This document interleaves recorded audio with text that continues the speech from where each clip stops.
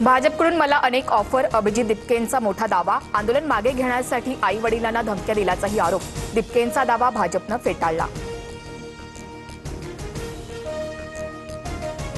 Cockroach जनता party जर बाहेरून चालत असेल तर अमित शहा चाणक्य कसले, हे गृह खात्याचं अपयश उपरोधिक सवाल करत अभिजित दिपकेंचं टीकास्त्र. पेपरफुटी प्रकरणामध्ये अडकलेले महाराष्ट्रातील 8 जण भाजपचे सदस्य. राज्यसभेमध्ये संजय राऊतांचा आरोप. तर मी लापता गृहमंत्री नावाची फिल्म बनवणार, राऊतांचा टोला. जैन सिंहनं भारताला बदनाम केलं. जंतर मंतरवरील विद्यार्थी आंदोलनाचा रामदेव बाबांकडून निषेध. तर रामदेव बाबांनी पतंजली उत्पादनांकडे लक्ष द्यावं, अभिजित दिपकेंचा पलटवार. जंतर मंतरवर शांततेत आंदोलन करणाऱ्यांवर कारवाई नाही, मात्र गुन्हेगारी पार्श्वभूमी असलेल्यांना दिलासा नाहीच. दिल्ली पोलिसांचं स्पष्टीकरण. सुप्रीम कोर्टाच्या आदेशाचं दिल्ली सरकार पालन करणार.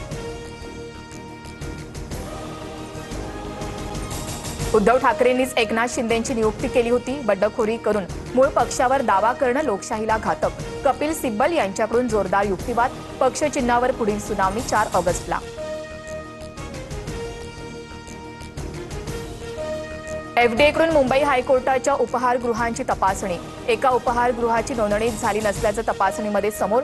कॅन्टीन चालकाला एफडीएनं नोटीस बजावली.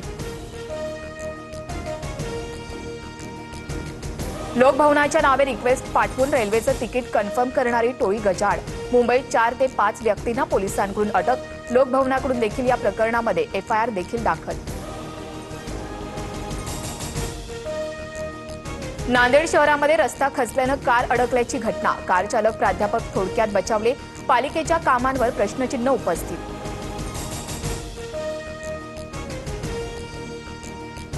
श्रीवर्धनच्या धोंडगल्लीत डोंगरावरून मोठा दगड थेट वस्तीमध्ये कोसळला. दुचाकीचा अक्षरशः चुराडा. कोणतीही जीवितहानी नाही. संरक्षक भिंत उभारण्याच्या मागणीकडे प्रशासनाचं दुर्लक्ष. मुंबई, ठाणे, पालघर आणि रायगडला मुसळधार पावसाचा इशारा. समुद्र किनाऱ्यांवर 50 ते 60 किलोमीटर प्रतितास वेगाने वारे वाहण्याची शक्यता. तर रेड अलर्टमुळे उद्या यवतमाळ जिल्ह्यातील शाळांना सुट्टी.